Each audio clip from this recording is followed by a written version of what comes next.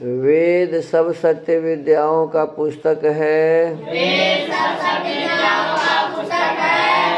वेद का पढ़ना पढ़ाना और सुनना सुनाना सब आर्यों का परम धर्म है। ओम स्तुता मया वरदा वेदमाता प्रचोदयन्तां पावनां द्विजानाम् आयो प्राणं प्रजां पशुं कीर्तिं द्रविणं ब्रह्मवर्चसं मह्यं दत्त्वा व्रजत ब्रह्मलोकम्। इदानीं वेदपाठो भविष्यति। अद्य ऋग्वेदस्य तृतीयं मण्डलस्य 10मं सूक्तस्य पाठो भविष्यति। पाठमान मन्त्रस्य त्वामग्ने मनीषिणः इत्येतानि प्रथमानि पदानि सन्ति। अब वेद पाठ होगा। आज ऋग्वेद के तीसरे मंडल के 10वें सूक्त का पाठ किया जाएगा। पाठ किए जाने वाले मंत्र के त्वामग्ने मनीषिणः ये प्रारंभिक पद हैं।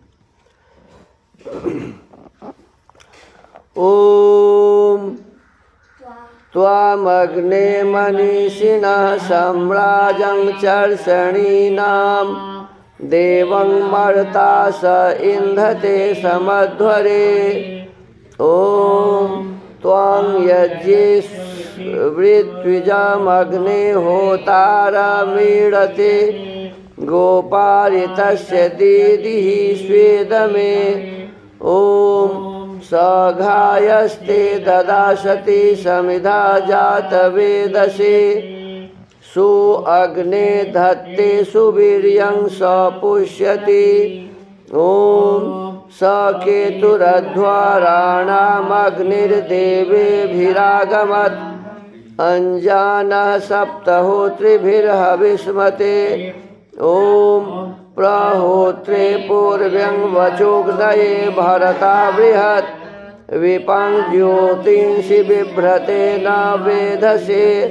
ओम अग्निं वर्धन्तु नो गिरो यतो जायत उक्थ्यः महे वाजाय द्रविणाय दर्शतः। ओम अग्नेयजिष्ठो अध्वरे देवान् देवयते यज होता मन्द्रो विराज्यस्यते श्रिधः। ओम स नः पावकदीदिः द्युमादस्मे सुवीर्यं भवास्तोत्रेभ्यो अन्तमः स्वस्तये।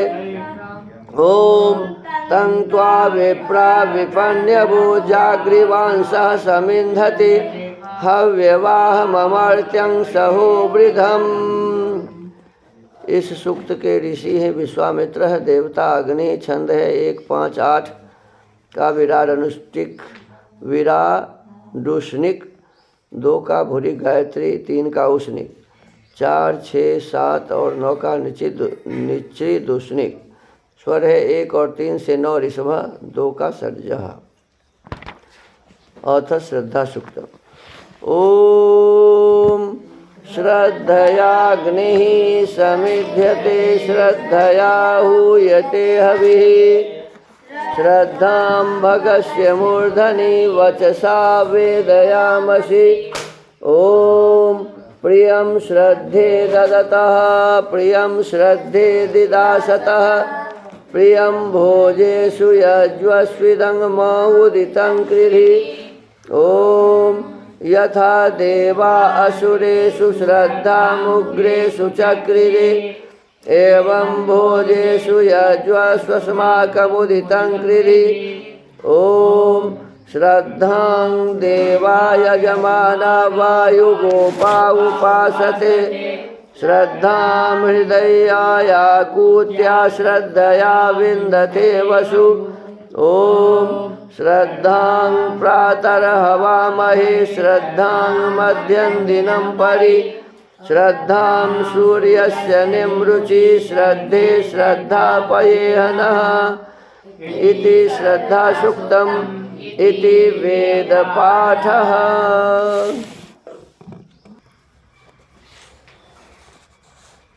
अथ वेद स्वाध्यायः। इदानीं वेद स्वाध्यायो भविष्यति। अद्य यजुर्वेदस्य सप्तमोऽध्यायस्य चतुर्त्रिंशं मन्त्रस्य स्वाध्यायो भविष्यति। स्वाध्यायवान मंत्रस्य विश्वे देवास आगत। अब वेद स्वाध्याय होगा।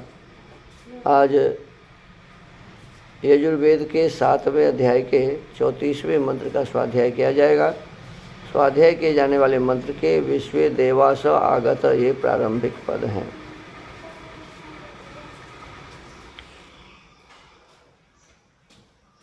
ओम विश्वे देवास आगत शृणुताम इमं हवम् एदं बर्हिर्निषीदत उपयामगृहीतोऽसि विश्वेभ्यस्त्वा देवेभ्य एषते योनिर्विश्वेभ्यस्त्वा देवेभ्यः।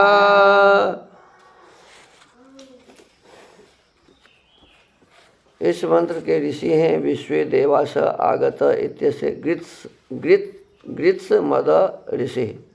विश्वे देवा देवता आद्य स्यार्षि गायत्री छंद षड्जा स्वर उपायाम इत्यस्य निचृदार्स्योष्णिक छंद ऋषभ स्वर अथ प्रत्यह मध्याप न विषय माह। अब प्रतिदिन पढ़ाने की योग्यता का उपदेश अगले मंत्र में किया है। पहले था पढ़ने पढ़ाने और अब है पढ़ाने की विशेष योग्यता क्या है। पदार्थ हे पूर्व मंत्र प्रतिपादित गुण कर्म स्वभाव वाले विश्वे देवासः समस्त विद्वान लोगों, आप हमारे समीप आगत आइए और हम लोगों के दिए हुए इदम इस बरहि आसन पर अनिषीदत यथावकाश सुखपूर्वक बैठिए। मैं मेरी हवम इस स्तुति युक्त वाणी को सुनुता सुनिए।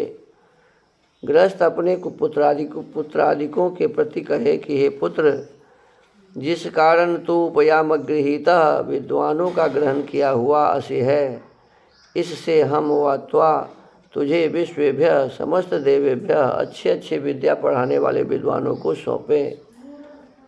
जिसलिए ऐसा यह समस्त विद्या का संग्रह तेरा योनि घर के तुल्य है। इसलिए त्वा तुझे विश्वेभ्य देवेभ्य समस्त उक्त महाशयों से विद्या दिलाना चाहते हैं। भावार्थ, विद्वान लोगों को उचित है कि प्रतिदिन विद्यार्थियों को पढ़ावे और परम विद्वान पंडित लोग उनकी परीक्षा भी प्रत्येक महीने में किया करें। प्रतिदिन पढ़ावे और प्रत्येक महीना में परीक्षा भी किया करे। ये नियम लगभग गुरुकुल आदि में लागू है। अब विद्यालयों में भी सरकार लागू किया हुआ है। हाँ, ये परीक्षा होने से लोगों को ये समझ में आता है कि मैंने एक महीना में क्या पढ़ा, क्या सीखा। तो प्रति महीना परीक्षा होनी चाहिए। तो कहते हैं कि पढ़ाई लिखाई सब दिन होनी चाहिए और प्रत्येक मास में परीक्षा भी होनी चाहिए। विद्वान पंडित लोग उनकी परीक्षा भी प्रत्येक महीना में किया करें। उस परीक्षा से जो तीक्ष्ण बुद्धि युक्त परिश्रम करने वाले प्रतीत हों, उनको अत्यंत परिश्रम से पढ़ाया करें। अब देखो, एक ये भी बात, एक विद्यार्थी है कि पूरा दिन बैठा रहता है तो उनको 2 मंत्र याद नहीं होता। एक विद्यार्थी ऐसा है जो 1 घंटा में 5 मंत्र याद कर लेता है, 10 मंत्र याद कर लेता है। तो जो विद्यार्थी याद जल्दी कर लेता है उसके बारे में क्या बननी चाहिए भावना कि ये विद्यार्थी तीव्र बुद्धि का है। और ऐसे तीव्र बुद्धि वाले विद्यार्थी को अलग से विशेष पढ़ाने की व्यवस्था वेद में है। देखो, अब आप कहेंगे कि भाई उसको तो ज़्यादा पढ़ाते हैं, हमको तो कम पढ़ाते हैं। तो देख लिया गया कि आपको 10 घंटा भी पढ़ाया जाता है तो आप 2 मंत्र भी याद नहीं कर पाते हैं, 3 मंत्र भी याद नहीं कर पाते हैं। और जो व्यक्ति 1 घंटा में 10 मंत्र याद कर लेता है उसको ज़्यादा पढ़ाया जाता है तो आपके मन में ये गलत भाव उत्पन्न होता है कि भाई उसको तो गुरुजी ज़्यादा पढ़ा रहे हैं। देखो, वेद में ऐसा आदेश है, जो पढ़ने वाला विद्यार्थी है उसको ज़्यादा पढ़ाया जाए। अब देखो, साफ साफ लिखा है कि जो तीक्ष्ण बुद्धि माने तेज विद्यार्थी, तीक्ष्ण बुद्धि युक्त परिश्रम करने वाले, दूसरी बात बताया, परिश्रम करने वाले विद्यार्थी प्रतीत हो उनको अत्यंत परिश्रम से पढ़ाया करें। अत्यंत परिश्रम करने के लिए कहते हैं, तभी तो वो पढ़ सकता है जी। देखो, एक समय ऐसा था कि हमारे यहाँ 8, 10, 15 विद्यार्थी थे। हम छपराढ़ी से यहाँ आ गए थे। छपराढ़ी में गुरुकुल पहले चलाते थे और यहाँ आ गए थे तो कुछ भी नहीं था, पेड़ के नीचे हम लोग बैठते थे। पहले इस गांव में वो साइड में एक तालाब था, है ही तालाब उस तालाब के ऊपर में एक वृक्ष सब था, तो वहीं पर बैठ के हम लोग पढ़ाई शुरू किए। और उसमें सबसे तीव्र बुद्धि वाला हमारा एक बालक था, वो सुनील। तो उस पर हम प्रयास किए कि भाई इसको वेद याद कराया जाए। अब वो इतना तीव्र बुद्धि वाला था कि 1 वर्ष में ही 9 वर्ष की अवस्था में 1 वर्ष में संपूर्ण यजुर्वेद कंठस्थ कर लिया। अब ऐसा विद्यार्थी यदि होगा, उस पर विशेष परिश्रम नहीं किया जाएगा तो फिर वो कैसे 1 वर्ष में याद करेगा। तो तीव्र बुद्धि वाले विद्यार्थी को खुद भी चाहिए कि हम मेहनत करें, परिश्रम करें, और गुरुजनों को भी चाहिए कि वो उन पर अत्यंत परिश्रम करें। गुरुजनों को क्या लिखा है? अत्यंत परिश्रम करें। तीक्ष्ण बुद्धि युक्त परिश्रम करने वाले विद्यार्थी, क्या कहा जी? परिश्रम करने वाले विद्यार्थी। ऐसा नहीं कि एक बार पढ़ लिया और फिर चला गया भिक्षाटन मांगने की हमको तो पढ़ने में मन नहीं लगता है ना। तीक्ष्ण बुद्धि वाले विद्यार्थी को गुरुजन चाहते हैं वो कहीं नहीं जाए। अब विद्यार्थी चाहता रहता है कि हम कैसे छूट के भाग जाएं। तो ये भाव यदि है तो फिर आपकी पढ़ाई, गुरुजी खूब मेहनत करें, अब विद्यार्थी पढ़ने चाहे ही नहीं, तब भी विद्या की उन्नति नहीं हो सकती है। विद्या की उन्नति के लिए विद्यार्थी को पहले आगे बढ़ना चाहिए, परिश्रमी होना चाहिए और बुद्धिमान होना चाहिए। परिश्रमी और बुद्धिमान दोनों होना चाहिए, परिश्रमी भी और बुद्धिमान भी। और शिक्षक गण भी ऐसे बच्चों पर अधिक समय लगाते हैं तो उन विद्यार्थी का बहुत ही अधिक उन्नति होता है। तो आप सबको इस बात का ध्यान रखना चाहिए कि हम पढ़ाई मेहनत से करें, अपने बुद्धि का अधिक से अधिक प्रयोग करें, अधिक से अधिक कंठस्थ करें, और फिर उसके हिसाब से गुरुजन भी आपके ऊपर में ध्यान देंगे। अब हर दिन मने रटते रह जाओगे, कुछ याद नहीं होगा, और दूसरा पढ़ेगा तो जलोगे, तो ये भी ठीक बात।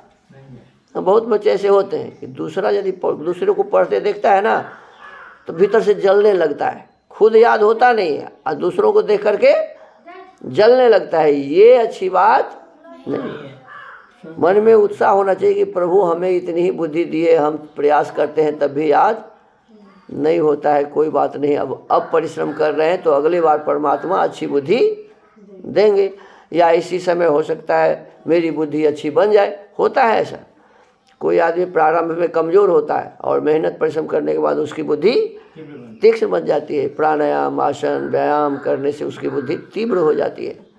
होता है ऐसा। तो जिसकी बुद्धि तीव्र हो जाएगी वो फिर आगे पढ़ेगा, उस पर गुरुजन अधिक परिश्रम करेंगे। तो कभी ये मन में नहीं लाना चाहिए कि फलाने व्यक्ति तो पढ़ रहा है, उनको तो गुरुजी पढ़ा रहे हैं और हमको काम में लगा दिए।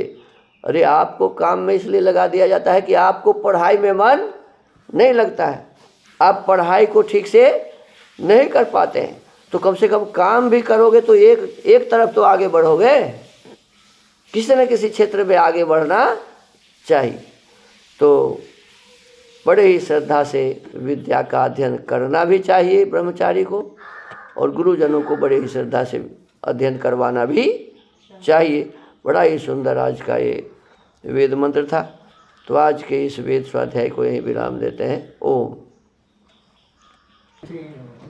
महर्षि दयानंद सरस्वती जी ने सत्यार्थ प्रकाश की रचना की है, और इस सत्यार्थ प्रकाश के छठे समोल्लास का हम सभी स्वाध्याय कर रहे हैं। पिछले दिनों बताया गया था कि राजा प्रतिदिन कर्मों की समाप्तियों को, हाथी घोड़े आदि वाहनों को, नियत लाभ और खर्च आकर रत्नादिकों की खाने और कोष खजाने को देखा करे। देखो, वही सफल राजा होगा जो अपने सभी विभागों की चिंता रखता हो, उसकी समीक्षा करता हो, जानता हो कि मेरे पास क्या क्या है। यदि वो स्वयं अपने बारे में अपने पता नहीं चलेगा कि मेरे पास क्या है, तो फिर उसके राज्य की उन्नति क्या होगी। तो इसलिए सब विषय वस्तु जानना चाहिए। अब आगे कहते हैं, राजा इस प्रकार सब व्यवहारों को यथावत समाप्त करता कराता हुआ सब पापों को छुड़ा के परम गति मोक्ष सुख को प्राप्त होता है। जो अपने कर्तव्य कर्मों को ठीक से करता है, एक जगह लिखा था नहीं, उसके लिए वही संध्या, वही हवन। राजा के अब सैनिक है, देश की रक्षा कर रहा है बॉर्डर पर। अब वो क्या कहते हैं, उधर से पाकिस्तान वाला और चीन वाला बंदूक ताने खड़ा है मारने के लिए, और ये हवन करने लगे, तो क्या होगा बोलो।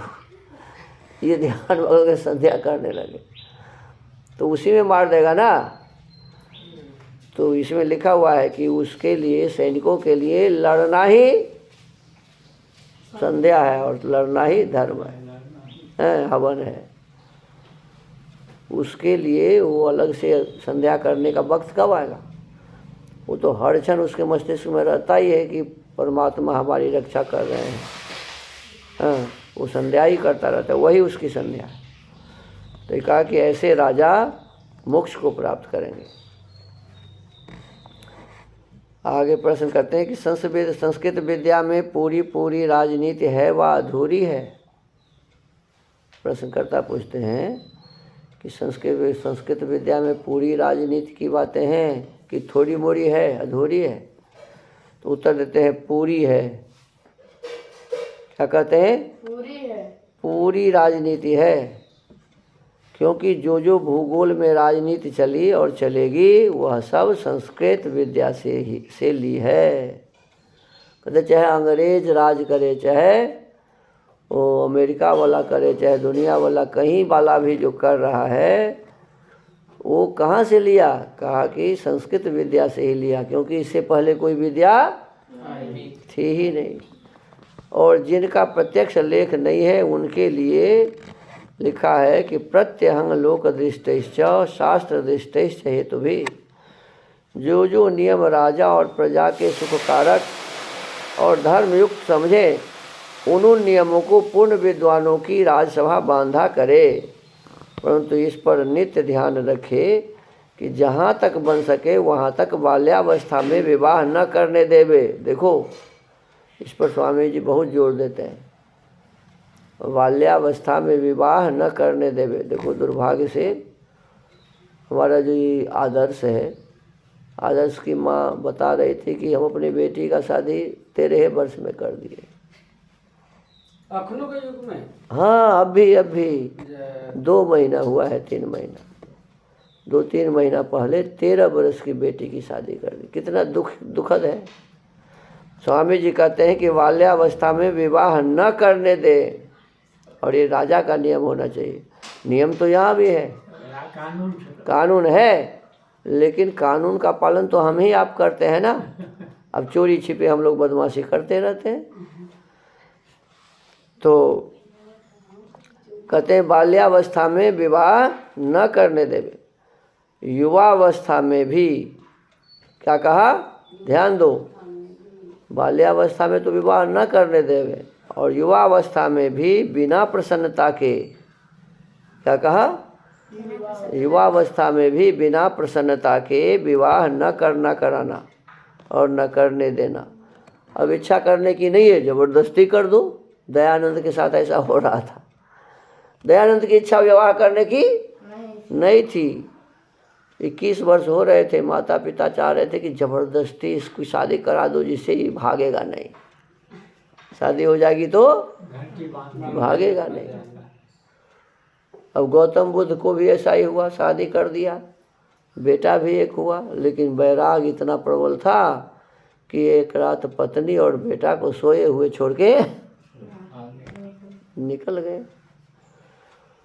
तो जिसकी शादी करने की इच्छा नहीं है उसको जबरदस्ती करावे, ये भी अच्छी बात नहीं है। तो इसीलिए कहा कि प्रसन्नता के बिना विवाह न होने देना, न करने देना, ब्रह्मचर्य का यथावत सेवन करना कराना। देखो कल भी चर्चा हुई, ध्यान दो, सीधा होके बैठो। आप लोगों के लिए वर्तमान समय में सबसे महत्वपूर्ण ये है कि हम ब्रह्मचर्य का पालन कितना बढ़िया से करें। आपका शरीर देखने दिखाने वाला होना चाहिए, लोग कहें कि सचमुच में ब्रह्मचारी है, ब्रह्मचारी वाला तेज इसके मस्तिष्क पर है, इसके शरीर में है। लोग देख के लालायित हो आपके शरीर को देख के।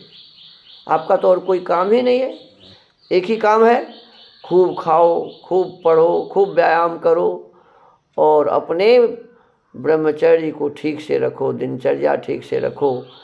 स्वप्न में भी गलत बातें मन में नहीं उठनी चाहिए, ये आपके भीतर में होना चाहिए। जिस ब्रह्मचारी के भीतर में ऐसा होगा, वो ब्रह्मचारी आने वाले समय में अपने जीवन को तो उत्थान करेगा ही, अपने परिवार के लिए उदाहरण बनेगा, अपने समाज के लिए उदाहरण बनेगा, देश के लिए उदाहरण बनेगा और इस संसार के लिए उदाहरण बनेगा। देखो दयानंद का उदाहरण कौन देते हैं, देशी हो विदेशी हो।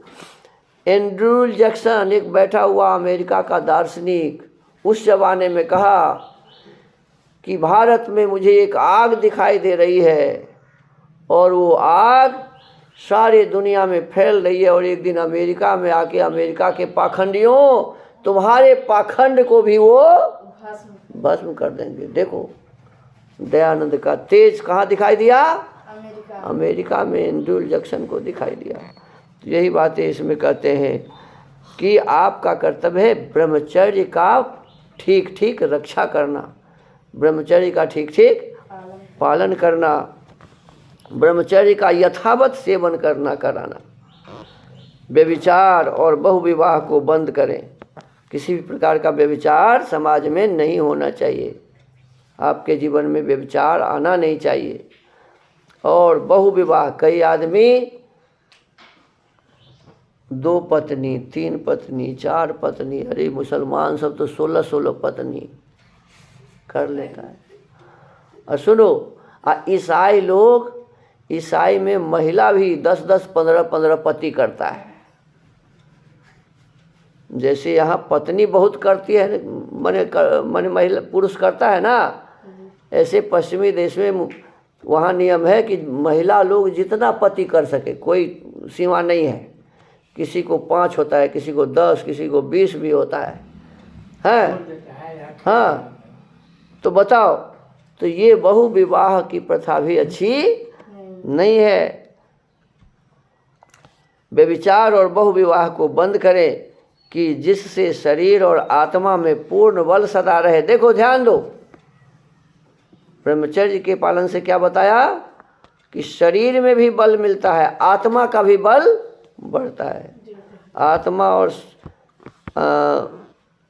आत्मा का बल अर्थात विद्या ज्ञान बढ़ाए जाएं और शरीर का बल न बढ़ावे तो एक ही बलवान पुरुष ज्ञानी और सैकड़ों विद्वानों को जीत सकता है। विद्या ज्ञान, क्योंकि जो केवल आत्मा का बल अर्थात विद्या ज्ञान बढ़ाए जाए और शरीर का बल न बढ़ावे तो एक ही बलवान पुरुष ज्ञानी और सैकड़ों विद्वानों को जीत सकता है। नहीं होगा। शरीर में बल नहीं है, खाली बुद्धि है, खूब तेज है, और जिसके पास शरीर में बल है वो आकर के उसको मार काट के, यही तो किया ना। अरे ऐसे ही मुसलमान लोग यहाँ किया। विद्वान लोग तो थे, लड़ने वाले नहीं थे। सब पंडित जी को काट दिया। सोमनाथ बाबा ताकते रह गए। सोमनाथ बाबा को भी लूट के ले गया। सोमनाथ मंदिर को कौन लूटा? मुसलमानों ने लूटा, मुगलों ने लूटा, और सब कुछ लूट के ले गया। तब भी पंडित जी घंटियाँ डुलाते रहते हैं। सब कुछ लूट के ले गया, अब पंडित जी का घंटी अभी भी डोल रहा है। ये बुद्धि नहीं हो रही है। अरे हमारे भीतर में यदि बल होता तो ये घंटी डोलाना छोड़ करके हम उसके साथ लड़ाई किए होते और उसको वध कर दिए होते, है ना जी। यही बात इसमें कहते हैं कि चाहे आत्मा का बल कितना भी आपके पास हो और शरीर का बल नहीं रहे तो आत्मा के बल वाले को शरीर के बल वाला क्या करता है जी? एक ही कई को ख़त्म कर देता है। इसलिए शरीर का भी बल बढ़ाओ। और जो केवल शरीर ही का बल बढ़ाया जाए, अब दूसरी बात कहते हैं कि शरीर में ही खाली बल हो और आत्मा में बल नहीं हो तो हाथी बन जाओ। हाथी को बुद्धि नहीं है लेकिन शरीर उसका बहुत मोटा ताजा है, बलवान है। तो कहते हैं जो केवल शरीर ही का बल बढ़ाया जाए, आत्मा का नहीं, तो भी राज्य पालन की उत्तम व्यवस्था बिना विद्या के कभी नहीं हो सकती।